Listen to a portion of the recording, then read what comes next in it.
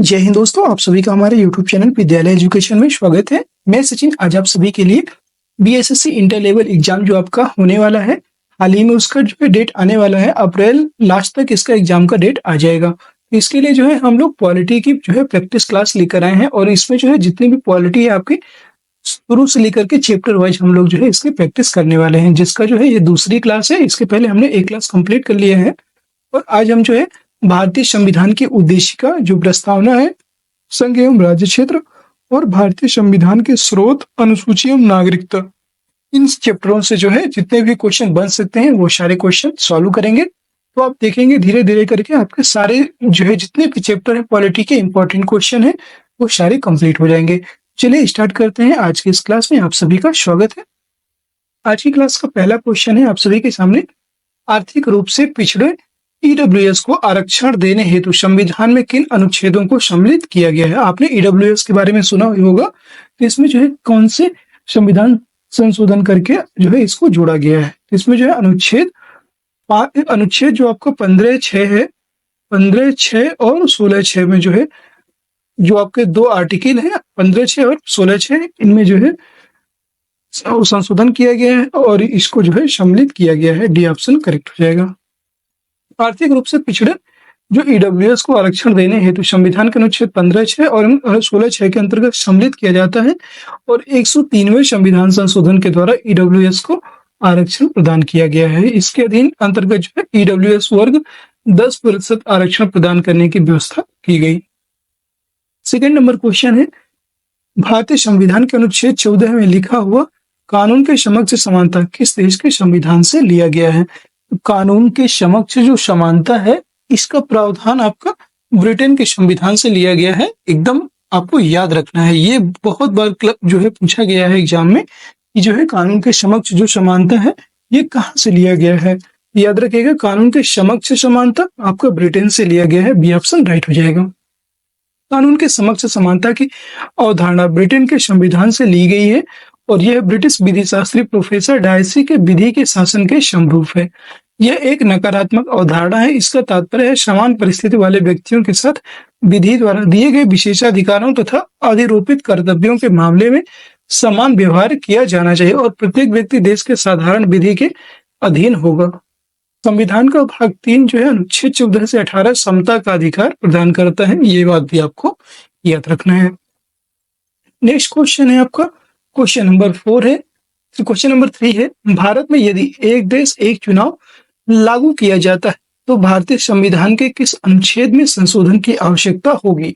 ये क्वेश्चन काफी इंपॉर्टेंट है, याद रखिएगा। तो इसमें जो है अनुच्छेद 83 में, अनुच्छेद 172, अनुच्छेद 356 और अनुच्छेद 246, इन सभी अनुच्छेदों में जो है संशोधन करने की आवश्यकता हो जाएगी। इसका मतलब आपका एक से अधिक राइट आंसर हो जाएगा ये ऑप्शन। संसद के सदनों की अवधि अर्थात लोकसभा एवं राज्यसभा के बारे में अनुच्छेद 83 में वर्णन किया गया है। अनुच्छेद 172 में जो है राज्य की विधायिकाओं के कार्यकाल में भी संशोधन करना पड़ेगा। अनुच्छेद 85 में संसद सत्र, सत्रावसान और विघटन पर भी जो है आपको संशोधन करना पड़ेगा। ठीक है। अनुच्छेद 174 की बात करेंगे तो इसमें जो राज्य के विधानमंडल के सत्र, सत्रावसान और विघटन से संबंधित व्यवस्थाओं पर संशोधन करना पड़ेगा। और लास्ट है आपका अनुच्छेद 356 जो राज्यों में सांविधिक तंत्र के विफल हो जाने की जो दशा है उसमें उपबंध करना पड़ेगा। क्वेश्चन नंबर 4 है आपका, दोहरी नागरिकता लक्षण है। दोहरी नागरिकता कहाँ का लक्षण है ये बताना है। संसदात्मक शासन का, संघात्मक शासन का, अध्यक्षात्मक शासन का या एकात्मक शासन का। दोहरी नागरिकता की बात करेंगे, दोहरी नागरिकता जो है ये संघात्मक शासन का लक्षण है। बी ऑप्शन करेक्ट हो जाएगा। दोहरी नागरिकता संघात्मक शासन का लक्षण है। अमेरिका एवं स्विट्जरलैंड जैसे देशों में इसे अपनाया गया है। यद्यपि भारत के संविधान में संघीय व्यवस्था को अपनाया गया है, लेकिन इसमें केवल जो है एकल नागरिकता की व्यवस्था की गई है, अर्थात भारतीय नागरिकता, यहाँ राज्यों के लिए कोई पृथक नागरिकता की व्यवस्था नहीं की गई है। नेक्स्ट है आपका 5 नंबर क्वेश्चन है, जम्मू और कश्मीर राज्य के विभाजन के बाद बने किस केंद्र शासित प्रदेश की अपनी कोई विधायिका नहीं है ये बताना है। इसमें जो है जो आपका लद्दाख है यहाँ की कोई विधायिका नहीं है। सी ऑप्शन करेक्ट हो जाएगा। अगला क्वेश्चन है क्वेश्चन नंबर आपका नेक्स्ट है, देखेंगे भारत में न्यायपालिका किस पर आधारित है, ये बताना है। जो भारत की न्यायपालिका है ये किस पर आधारित है? संविधान, नियमित कानून की उचित प्रक्रिया, परंपरा, कानून द्वारा स्थापित प्रक्रिया, उपयुक्त में से कोई नहीं है, एक से अधिक। तो भारत में जो न्यायिक प्रणाली है ये कानून द्वारा स्थापित प्रक्रिया पर आधारित है, डी ऑप्शन करेक्ट हो जाएगा। भारत में न्यायिक प्रणाली का जो है प्राथमिक एवं मुख्य स्रोत भारत का संविधान है। कोई विधि, कानून, नियम, उपनियम, आदेश अथवा निर्देश तभी तक विधि मान्य है जब तक वह संवैधानिक उपबंधों के अनुकूल है। इसके अलावा भारत में न्यायिक निर्वाचन विधि द्वारा स्थापित प्रक्रिया के अनुसरण में गतिशील है, अर्थात विधानमंडल द्वारा उचित प्रक्रिया के अनुपालन में निर्मित विधि को ध्यान में रखा जाता है। इसमें भावना या इच्छा को नहीं देखा जाता है। संवैधानिक व्याख्या में लिखित तत्वों के आधार पर प्रक्रिया का निर्धारण किया जाता है। मेनका गांधी बनाम भारत संघ के वाद में इसे सुस्पष्ट भी किया गया। अगला प्रश्न है क्वेश्चन नंबर 7। भारत के संविधान की किस अनुसूची के अधीन जनजातीय भूमि का खनन के लिए निजी पक्षकारों को अंतरण, अकृत और शून्य घोषित किया जा सकता है? याद रखिएगा किस अनुसूची के अधीन है ये जो है 5वीं अनुसूची के अधीन है, बी ऑप्शन करेक्ट हो जाएगा। भारत के संविधान की 5वीं अनुसूची में जनजातीय क्षेत्रों के प्रशासन एवं नियंत्रण संबंधी उपबंध किए गए हैं। इसमें कौन कौन से हैं? असम, मेघालय, त्रिपुरा एवं मिजोरम राज्यों को छोड़ करके।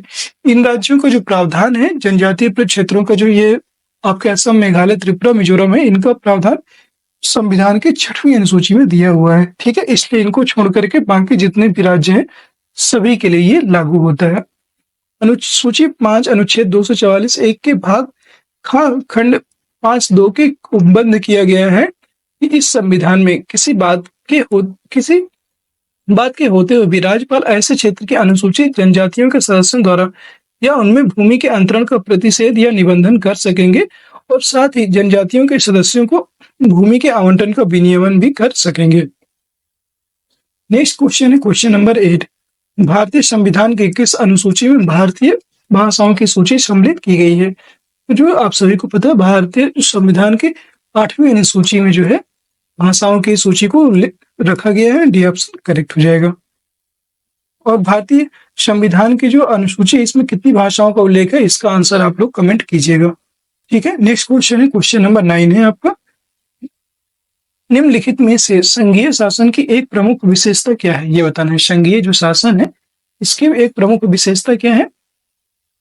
संपूर्ण शक्ति केंद्रीय सरकार में निहित होती है। संपूर्ण नहीं होती है बट संपूर्ण नहीं। कुछ शक्तियां राज्य सरकारों के पास भी निहित है। केंद्र और राज्य समान रूप से शक्तियों का उपयोग करते हैं? नहीं, यहाँ पे केंद्र ज्यादा शक्तियां यूज करता है। केंद्र राज्यों की अपेक्षा कमजोर होता है, गलत। केंद्र राज्यों से जो है ज्यादा ताकतवर है। केंद्र और राज्य अपनी शक्तियां संविधान से प्राप्त करते हैं, ये ऑप्शन एकदम राइट हो जाएगा।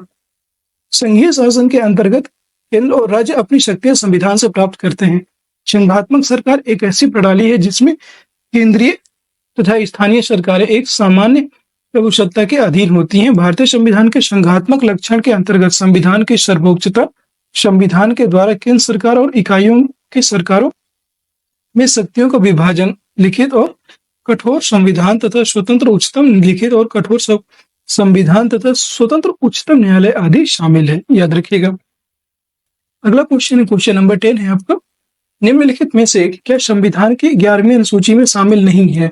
11वीं अनुसूची में जो है आपका क्या क्या शामिल है? पुस्तकालय शामिल है, ईंधन और चारा शामिल है, तकनीकी प्रशिक्षण शामिल है, ग्रामीण खेल इसमें शामिल नहीं है, सी ऑप्शन राइट हो जाएगा।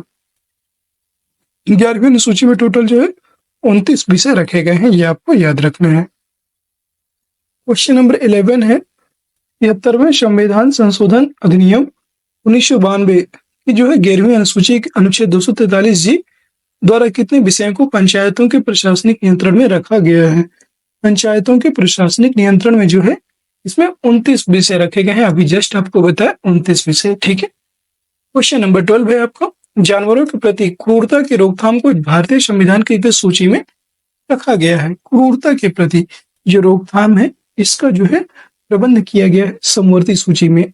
समवर्ती सूची कहाँ से लिया गया है? तो यह ऑस्ट्रेलिया के संविधान से लिया गया है समवर्ती सूची का प्रावधान। और इसमें जो है राज्य और केंद्र दोनों के इसमें जो है कानून बना सकते हैं, सी ऑप्शन राइट हो जाएगा। क्वेश्चन नंबर 13 है आपको यहाँ पे। संविधान की प्रस्तावना को भारत की राजनीतिक कुंडली किसने कहा? राजनीतिक कुंडली, संविधान की जो प्रस्तावना है इसको भारत की राजनीतिक कुंडली कहने वाले हैं के.एम. मुंशी। ये ऑप्शन राइट हो जाएगा। संविधान सभा के प्रारूप समिति के सदस्य के.एम. मुंशी ने संविधान की प्रस्तावना को भारत की राजनीतिक कुंडली कहा है। उल्लेखनीय है कि संविधान सभा के एक अन्य सदस्य पंडित ठाकुर दास भार्गव ने संविधान की प्रस्तावना को संविधान की आत्मा भी कहा है। ठीक है, अगला क्वेश्चन है क्वेश्चन नंबर 14। सूची 1 के साथ सूची 2 को मिलाइए तथा सूचियों के नीचे दिए गए कोड की सहायता से सही उत्तर का चयन कीजिए। ग्राम पंचायत का गठन, तो ग्राम पंचायत का जो गठन है अनुच्छेद 40 में दिया हुआ है। ठीक है, समान नागरिक संहिता अनुच्छेद 44 में है। फिर न्यायपालिका व कार्यपालिका का पृथककरण, तो इसका जो पृथककरण है ये किस में किया गया है? तो ये जो है किया गया है आपका अनुच्छेद 48 में। फिर अंतर्राष्ट्रीय शांति का विकास, ये जो है किया गया है आपका अंतर्राष्ट्रीय जो शांति है इसका विकास अनुच्छेद 51 में किया गया है। और फिर जो है कृषि एवं पशुपालन अनुच्छेद 48 में है और न्यायपालिका कार्यपालिका से पृथककरण अनुच्छेद 50 में है। ठीक है, तो C3 हो जाएगा। आप याद रखिएगा, इसका जो राइट आंसर हो जाएगा वो हो जाएगा ये ऑप्शन। ठीक है, यहाँ पे आप सही से देख सकते हैं ग्राम पंचायत का गठन अनुच्छेद 40 में है, समान नागरिक संहिता अनुच्छेद 44 में है, कृषि एवं पशुपालन अनुच्छेद 48 में है, न्यायपालिका एवं कार्यपालिका का पृथककरण अनुच्छेद 50 में है और अंतर्राष्ट्रीय शांति का विकास अनुच्छेद 51 में है। ठीक है, सारा कुछ सही था। ये थोड़ा सा यहाँ पे मिस्टेक हो गया था ऊपर नीचे के चक्कर में। न्यायपालिका और कार्यपालिका का पृथककरण अनुच्छेद 50 में है, ये आपको याद रखना है। क्वेश्चन नंबर 15 है, आजादी के बाद भाषा के आधार पर भारत के राज्यों का पुनर्गठन किस वर्ष में हुआ था? तो सबसे पहले 1956 में भाषा के आधार पर राज्य का गठन हुआ था। सी ऑप्शन करेक्ट हो जाएगा। ठीक है, भाषाई आधार पर आंध्र प्रदेश के गठन के बाद अन्य भाषा भाषियों द्वारा अलग राज्य की मांग भी तेज हो गई, जिस पर विचार के लिए 1953 में न्यायमूर्ति फजल अली की अध्यक्षता में 3 सदस्य, अन्य सदस्य कौन कौन से थे? फजल अली जो है इसके अध्यक्ष थे और के.एम. पाणिकर तथा हृदयनाथ कुंजरू ये 2 अन्य सदस्य थे। राज्य पुनर्गठन आयोग का गठित किया गया। इस आयोग ने 30 दिसंबर 1955 को अपनी रिपोर्ट केंद्र सरकार को सौंपी और इस समिति ने राज्यों के पुनर्गठन में भाषाई आधार पर राज्यों के पुनर्गठन को स्वीकार किया तथा एक भाषा तथा एक राज्य एक भाषा के सिद्धांत को अस्वीकार कर दिया। इसी रिपोर्ट के आधार पर राज्य पुनर्गठन आयोग जो है गठित किया गया था। ठीक है, नेक्स्ट है आपका क्वेश्चन नंबर 16। निम्नलिखित में से इसे भारतीय संविधान की प्रस्तावना में स्थान नहीं मिला, ये बताना है। कौन है जिसको जो है भारतीय संविधान की प्रस्तावना में स्थान नहीं मिला? विचार और अभिव्यक्ति की स्वतंत्रता इसको मिला है। ठीक है, इसको मिला है। विचार और अभिव्यक्ति की जो स्वतंत्रता है इसको जो है यहाँ पर स्थान मिला था प्रस्तावना में। फिर है सभी के लिए आर्थिक न्याय, सभी के लिए शिक्षा, व्यक्ति की गरिमा इसको मिला है, व्यक्ति की गरिमा को मिला है, सभी के लिए शिक्षा इसको नहीं मिला था, इसको बाद में जोड़ा गया था अनुच्छेद 21A में 86वां संविधान संशोधन जो 86th कॉन्स्टिट्यूशन अमेंडमेंट हुआ था 2002 में जोड़ा गया था। ठीक है, सी ऑप्शन राइट हो जाएगा। भारतीय संविधान की प्रस्तावना में सभी के लिए शिक्षा को स्थान नहीं मिला है। इस शिक्षा का अधिकार अनुच्छेद 21 का में के तहत मौलिक अधिकार में दिया गया और संविधान की प्रस्तावना में है जो है हम भारत के लोग भारत को एक संपूर्ण प्रभुत्व संपन्न पंथनिरपेक्ष लोकतंत्रात्मक गणराज्य बनाने के लिए तथा उनके समस्त नागरिकों को सामाजिक, आर्थिक और राजनीतिक न्याय, विचार, अभिव्यक्त, विश्वास, धर्म और उपासना की स्वतंत्रता, प्रतिष्ठा और अवसर की क्षमता प्रदान प्राप्त करने के लिए तथा उन सब में व्यक्ति की गरिमा और राष्ट्र की एकता और अखंडता सुनिश्चित करने वाली बंधुता को बढ़ाने के लिए दृढ़ संकल्प होकर अपनी इस संविधान सभा में आज तारीख 26 नवंबर 1949 ईस्वी मिति मार्गशीर्ष शुक्ल सप्तमी संवत 2006 विक्रम को एतद द्वारा इस संविधान को अंगीकृत, अधिनियमित और आत्मार्पित करते हैं। ठीक है, ये एक तरह से आपका प्रस्तावना का रिवीजन हो गया और आप सभी को इससे बहुत सारे क्वेश्चन भी आपसे बनेंगे। ठीक है, क्वेश्चन नंबर 17 है, प्रस्तावना से है, इसका आंसर आप दीजिएगा। निम्न शब्दों पर विचार करें: समाजवादी, प्रजातांत्रिक, सार्वभौमिक और धर्मनिरपेक्ष। अब इनका जो है विचारानुसार क्रम दीजिए। आपसे क्रम बहुत बार पूछता है, याद रखना है। सबसे पहला क्रम क्या होगा? संपूर्ण प्रभुत्व संपन्न, उसी को क्या कहते हैं? सार्वभौमिक। संपूर्ण प्रभुत्व संपन्न, फिर इसके बाद आता है समाजवादी, पंथ निरपेक्ष, इसी को हम धर्मनिरपेक्ष बोलते हैं। फिर प्रजातांत्रिक, तो CADB ए ऑप्शन राइट हो जाएगा। भारतीय संविधान की प्रस्तावना में भारत को किस रूप में घोषित किया गया है। तो भारत को जो है आप सभी को पता है, हम भारत के लोग भारत को एक संपूर्ण प्रभुत्व संपन्न अर्थात सार्वभौम समाजवादी धर्मनिरपेक्ष प्रजातांत्रिक गणतंत्र बनाने चाहते हैं। ठीक है, तो सी ऑप्शन इसका राइट हो जाएगा। क्वेश्चन नंबर 19 है, भारतीय संविधान की प्रस्तावना के संबंध में निम्नलिखित में से कौन सा क्रम सही है, ये बताना है। प्रस्तावना के क्रम में तो आप सभी को बताया सार्वभौम सत्ता संपन्न समाजवादी धर्मनिरपेक्ष जनवादी गणतंत्र, डी ऑप्शन करेक्ट हो जाएगा। ठीक है, भारत में लौकिक सार्वभौमिकता है क्योंकि संविधान की प्रस्तावना आरंभ होती है, कहां से आरंभ होती है, तो ये हम भारत के लोग शब्दों से ये आरंभ होती है, डी ऑप्शन राइट हो जाएगा। 21 नंबर प्रश्न है, भारतीय संविधान की प्रस्तावना में समाजवादी शब्द के संशोधन के तहत जोड़ा गया था। तो समाजवादी जो शब्द है इसका जो है 42वें संविधान संशोधन के द्वारा जोड़ा गया था, ए ऑप्शन राइट हो जाएगा। 42वें संविधान संशोधन अधिनियम 1976 सबसे महत्वपूर्ण संशोधन है, इसे लघु संविधान के रूप में जाना जाता है। इस संशोधन में स्वर्ण सिंह समिति की सिफारिशें प्रभावी हुई है। इसके द्वारा प्रस्तावना में 3 नए शब्द जोड़े गए, समाजवादी, पंथनिरपेक्ष एवं अखंडता।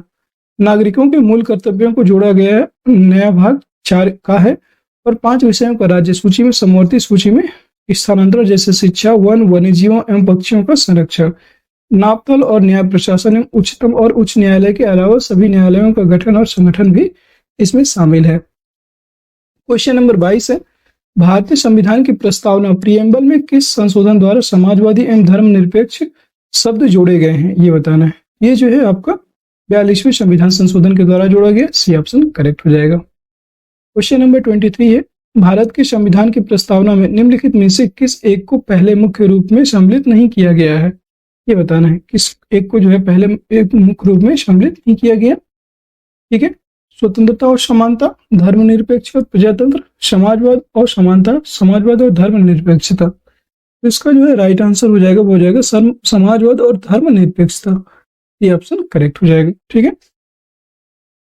नेक्स्ट क्वेश्चन है क्वेश्चन नंबर 24, किस संशोधन से समाजवाद, धर्मनिरपेक्षता और राष्ट्रीय एकता में अखंडता शब्द भारतीय संविधान में जोड़े गए थे।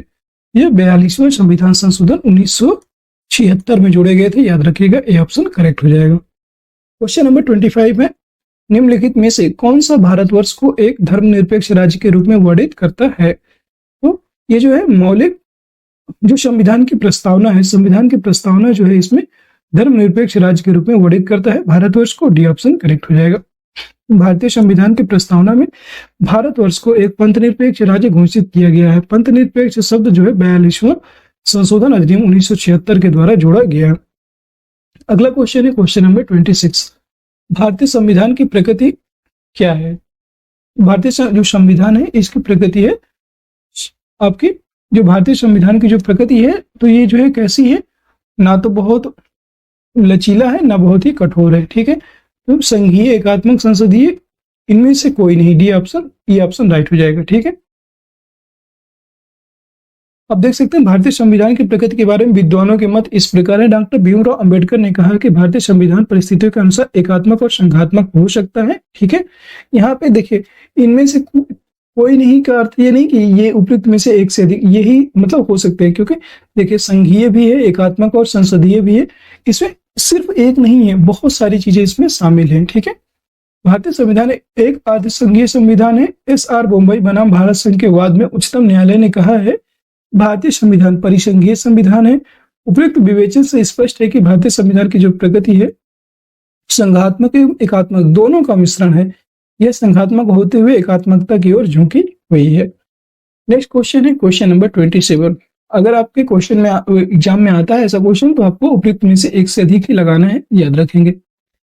एक नया राज्य बनाने में संवैधानिक संशोधन के लिए कैसा बहुमत चाहिए। तो एक नया राज्य बनाने के लिए जो है संवैधानिक संशोधन में जो है आपका साधारण बहुमत चाहिए, याद रखिएगा, ए ऑप्शन राइट हो जाएगा। क्वेश्चन नंबर 28 है आपका, भारत में एक नया राज्य बनाया जा सकता है, तो ये जो है संसद के साधारण बहुमत से बनाया जा सकता है, ए ऑप्शन करेक्ट हो जाएगा।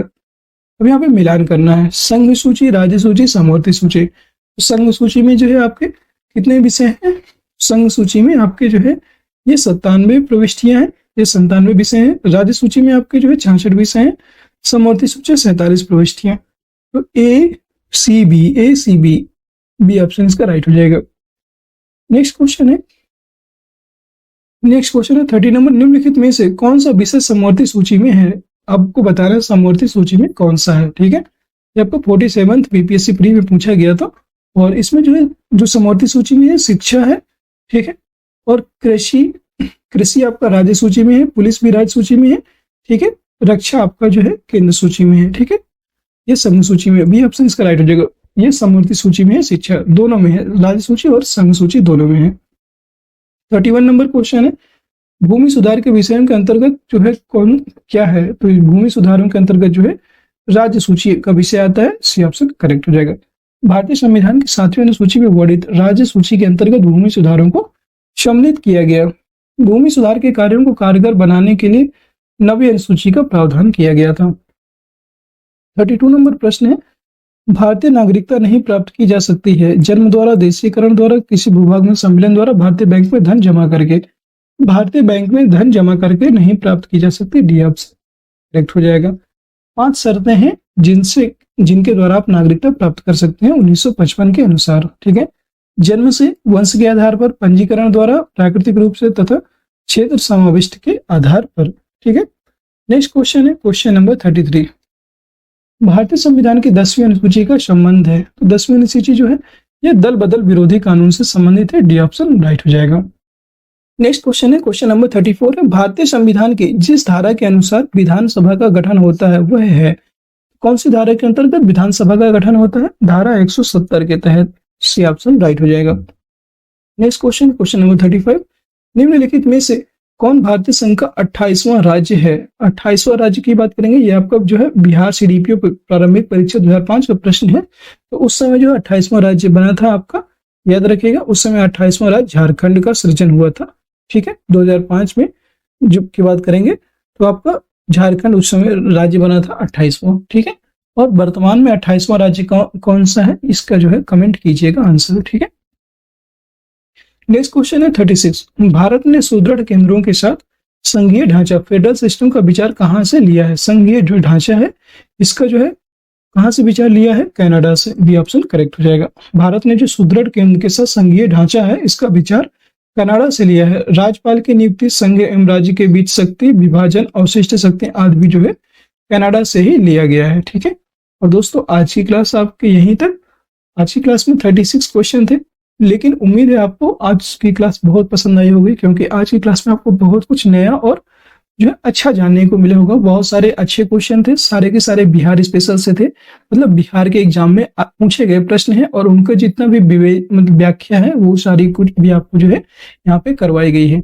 अगर आप सभी को क्लास पसंद आती है तो क्लास को प्लीज सभी लोग जो है लाइक करेंगे, लाइक कर दीजिए सभी लोग, शेयर कर दीजिए, और चैनल में नए हैं तो चैनल को सब्सक्राइब अवश्य कर लीजिएगा। तो दोस्तों मुझे उम्मीद है कि आपके जो है अप्रैल माह में इसका नोटिफिकेशन एग्जाम का जो है डेट आ जाएगा, ठीक है। तो आप लोग निश्चिंत होकर के बस तैयारी में लगे रहिए, इसीलिए इसकी प्रैक्टिस स्टार्ट करवाया है। और जो है इसके साथ साथ आपकी जो है पॉलिटी की भी प्रैक्टिस स्टार्ट हो जाएगी, सॉरी पॉलिटी की ही चल रही है, इसके बाद जो है आपको जो है हिस्ट्री की भी शुरू कर देंगे, हिस्ट्री और ज्योग्राफी। तो लगातार आपकी कंटिन्यू आपके एग्जाम तक ये चलेगी क्लास। और अगर आपको क्लास पसंद आ रही है तो सभी लोग लाइक, शेयर और सब्सक्राइब जरूर कर लीजिएगा, और सभी लोग जो हमारे जो है टेलीग्राम चैनल को भी ज्वाइन कर लीजिएगा, जिसका लिंक आपको वीडियो के डिस्क्रिप्शन में मिल जाएगा। वहां से आपको सारी क्लासेस की जानकारी भी कंटिन्यू मिलती रहेगी।